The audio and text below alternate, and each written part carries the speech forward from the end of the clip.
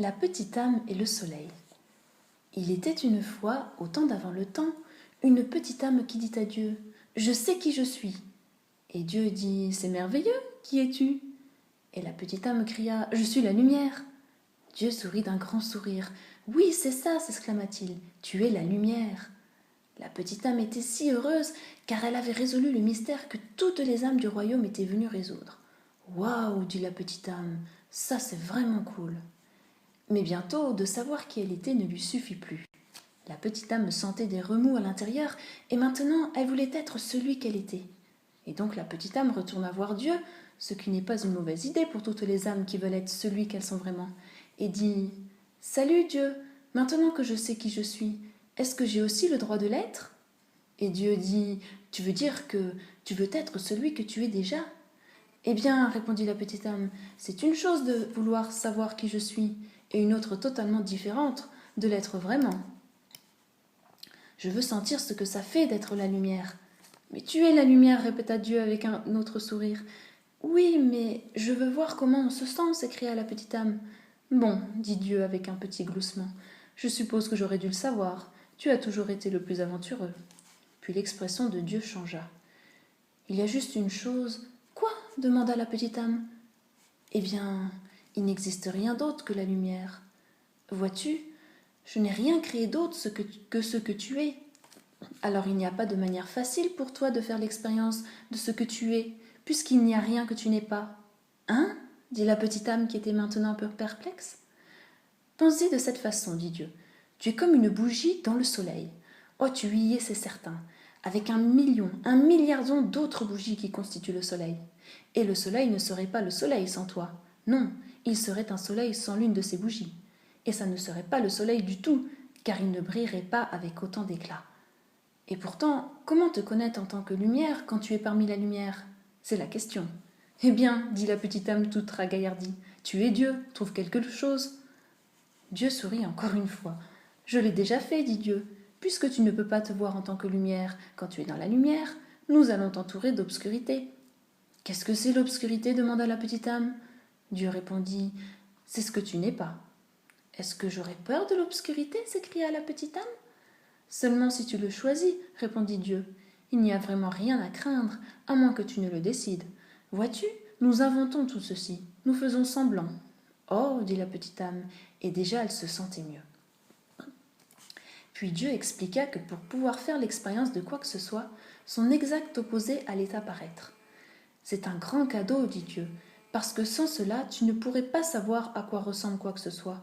Tu ne pourrais pas connaître le chaud sans le froid, le haut sans le bas, le vide sans le long. Tu ne pourrais pas connaître la gauche sans la droite, ici sans là-bas, maintenant sans jadis. Et donc, conclut Dieu, quand tu seras entouré par l'obscurité, ne brandis pas ton poing et n'élève pas ta voix et ne maudis pas l'obscurité. Sois plutôt une lumière vis-à-vis de l'obscurité. Et ne sois pas fâché de cela. Alors tu sauras qui tu es vraiment, et tous les autres le sauront aussi. Laisse t'embriller ta lumière, que tous sauront combien tu es spécial. Tu veux dire que j'ai le droit de montrer aux autres combien je suis spécial demanda la petite âme. Bien sûr, dit Dieu avec un gloussement. Tu en as tout à fait le droit. Mais souviens-toi, spécial ne veut pas dire meilleur. Tout le monde est spécial, chacun à sa façon. Et pourtant bien des autres ont oublié cela. Ils ne verront qu'ils ont le droit d'être spécial que si toi-même tu reconnais que tu as le droit d'être spécial. Waouh, dit la petite âme, dansant, sautillant, riant et sautant de joie. Je peux être aussi spécial que je veux. Oui, et tu peux commencer tout de suite, dit Dieu qui dansait, sautillait, riait avec la petite âme. Quelle partie du spécial veux-tu être? Quelle partie du spécial? Répéta la petite âme. Je ne comprends pas. Eh bien, expliqua Dieu, être la lumière, c'est être spécial. Et être spécial comprend beaucoup d'éléments. C'est spécial d'être gentil, c'est spécial d'être doux, c'est spécial d'être créatif, c'est spécial d'être patient. Est-ce que tu peux trouver d'autres façons d'être qui sont spéciales? La petite âme resta assise en silence pendant quelques instants. J'ai trouvé beaucoup de façons d'être spéciale, s'exclama alors la petite âme. C'est spécial d'être quelqu'un qui aide, et c'est spécial d'être quelqu'un qui partage. C'est spécial d'être amical, et c'est spécial d'être attentif aux autres. Oui, approuva Dieu, et tu peux être toutes ces choses ou n'importe quel élément du spécial que tu souhaites être à tout moment. C'est ça que veut dire être la lumière. Je sais ce que je veux être, je sais ce que je veux être, annonça la petite âme tout excitée. Je veux être la partie du spécial qui s'appelle celui qui pardonne. Est-ce que ce n'est pas spécial de pardonner? Oh oui, assura Dieu à la petite âme, c'est très spécial. D'accord, dit la petite âme, c'est ça que je veux être. Je veux être celui qui pardonne. Je veux faire l'expérience d'être comme ça. Bien, dit Dieu, mais il y a une chose que tu dois savoir. La petite âme commençait maintenant à s'impatienter un peu. Il paraissait toujours y avoir des complications. Qu'est-ce que c'est? Dit la petite âme en soupirant. Il n'y a personne à qui pardonner. Personne. La petite âme pouvait à peine croire ce qui venait d'être dit. Personne, répéta Dieu. Tout ce que j'ai fait est parfait. Il n'y a pas une seule âme dans toute la création qui soit moins parfaite que toi. Regarde autour de toi. C'est alors que la petite âme réalisa qu'une large foule s'était réunie. Des âmes étaient venues de près, de loin, de tout le royaume, car la nouvelle s'était répandue que la petite âme avait cette conversation extraordinaire avec Dieu, et chacun voulait entendre ce qu'il disait. Regardant les innombrables autres âmes réunies là, la petite âme dut acquiescer. Aucune ne paraissait moins merveilleuse, moins magnifique ou moins parfaite que la petite âme elle-même. Tel était le prodige des âmes réunies autour d'elle, et si brillante était leur lumière que la petite âme pouvait à peine les regarder. Alors à qui pardonner? Demanda Dieu. Bon, ça ne va pas être drôle du tout, grommela la petite âme. Je voulais faire l'expérience d'être celui qui pardonne. Je voulais savoir quel effet ça faisait d'être cette partie du spécial. Et la petite âme apprit ce que c'était d'être triste. Mais juste à ce moment-là, une âme amicale s'avança de la foule. Ne t'inquiète pas, petite âme, dit l'âme amicale. Je vais t'aider. Tu vas m'aider? La petite âme s'illumina. Mais qu'est-ce que tu peux faire? Je peux te donner quelqu'un à qui pardonner, tiens. Tu peux. Certainement, gazouilla l'âme amicale. Je peux venir dans ta prochaine vie et faire quelque chose que tu pourras pardonner. Mais pourquoi? Pourquoi ferais-tu cela? Demanda la petite âme. Toi qui es un être d'une telle perfection achevée, toi qui vibres à une telle vitesse que cela crée une lumière si brillante que je peux à peine te regarder. Qu'est-ce qui pourrait te faire vouloir ralentir ta vibration à une telle vitesse que ta brillante lumière deviendrait sombre et dense? Toi qui es si léger que tu danses sur les étoiles et que tu te déplaces à travers tout le royaume à la vitesse de ta pensée. Qu'est-ce qui te ferait venir dans ma vie et te rendre si lourd que tu pourrais faire cette mauvaise chose? C'est simple, dit l'âme amicale. Je le ferai parce que je t'aime. La petite âme me parut surprise par la réponse. Ne sois pas si stupéfait, dit l'âme amicale. Tu as fait la même chose pour moi. Tu ne te souviens pas? Oh, nous avons dansé ensemble, toi et moi, bien des fois. À travers les éternités et les âges, nous avons dansé. À travers le temps tout entier, et bien dans des lieux, nous avons joué ensemble. C'est juste que tu ne te souviens pas.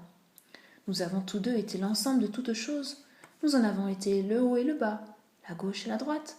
Nous en avons été le ici et le là-bas, le maintenant et le jadis. Nous avons été le mâle et la femelle, le bon et le mauvais. Nous en avons été et la victime et le méchant. Ainsi, nous nous sommes rencontrés, toi et moi, maintes fois auparavant, chacun apportant à l'autre l'exacte et parfaite occasion d'exprimer et d'expérimenter qui nous sommes vraiment. Et donc, continua d'expliquer l'âme amicale, je vais venir dans ta prochaine vie, et cette fois-ci, je serai le méchant. Je ferai quelque chose de vraiment terrible, alors tu pourras faire l'expérience d'être celui qui pardonne. Mais que vas-tu faire? Demanda la petite âme, un tout petit peu nerveuse, qui sera si terrible. Oh, répondit l'âme amicale avec une étincelle, nous trouverons bien quelque chose. Puis l'âme amicale parut devenir sérieuse et dit d'une voix douce, tu as raison à propos d'une chose, tu sais.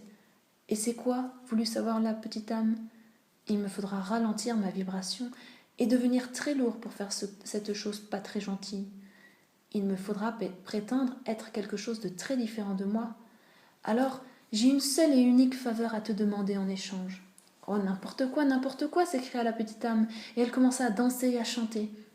Je vais pouvoir pardonner, je vais pouvoir pardonner. Puis la petite âme vit que l'âme amicale restait toute silencieuse. Qu'est-ce qui se passe? Demanda la petite âme. Qu'est-ce que je peux faire pour toi? Tu es un tel ange de bien vouloir faire ceci pour moi. Bien sûr que cette âme amicale est un ange, interrompit Dieu. Tous le sont. Souviens-toi toujours, je ne t'ai jamais envoyé que des anges. Alors la petite âme voulut plus que jamais exaucer la demande de l'âme amicale. Qu'est-ce que je peux faire pour toi? Demanda de nouveau la petite âme. Au moment où je te frapperai et te terrasserai, répondit l'âme amicale, Au moment où je ferai la pire chose que tu puisses imaginer, à ce moment précis, oui, interrompit la petite âme, oui. L'âme amicale devint encore plus silencieuse. Souviens-toi de qui je suis réellement. Oh, je le ferai, s'écria la petite âme, je te promets. Je me souviendrai toujours de toi, comme je te vois ici même à cet instant. Bien, dit l'âme amicale, parce que vois-tu, j'aurais fait semblant tellement fort que je me serais oubliée. Et si tu ne te souviens pas de moi tel que je suis réellement, je ne pourrai peut-être pas m'en souvenir pendant très longtemps. Et si j'oublie qui je suis, tu peux même oublier qui tu es, et nous serons perdus tous les deux. Alors nous aurons besoin qu'une autre âme s'en vienne et nous rappelle à tous les deux qui nous sommes. Non, cela ne se passera pas, promit de nouveau la petite âme. Je me souviendrai de toi. Et je te remercierai de m'apporter ce cadeau, la possibilité de faire l'expérience de qui je suis. Et ainsi l'accord fut conclu. Et la petite âme s'engagea dans une nouvelle vie, toute excitée d'être la lumière, ce qui était très spécial, et toute excitée d'être cette partie du spécial appelée le pardon. Et la petite âme attendit anxieusement de pouvoir faire l'expérience d'être celui qui pardonne et de remercier l'âme qui lui permettrait. Et dans tous les moments de cette nouvelle existence, chaque fois qu'une nouvelle âme faisait son apparition, que cette nouvelle âme amène de la joie ou de la tristesse, et surtout si elle amenait de la tristesse, la petite âme pensait à ce que Dieu avait dit. Souviens-toi toujours. Et Dieu avait souri. Je ne t'ai jamais envoyé que des anges.